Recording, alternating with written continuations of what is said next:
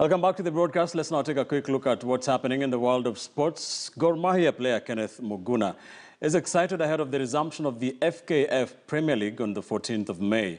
Muguna was speaking during the club's COVID-19 testing as they prepared to resume league action. Gor Mahia will face Nairobi City Stars on May 16th.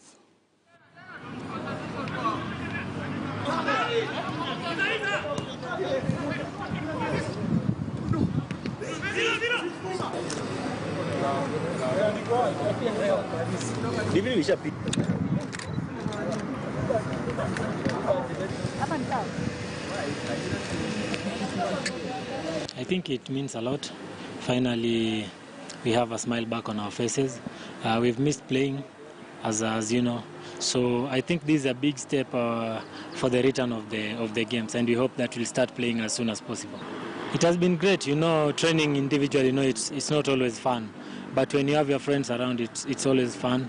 I think the mood is great, and we were just hoping that the league could just start as soon as possible. The World Under-20 Local Organizing Committee Chairman Jack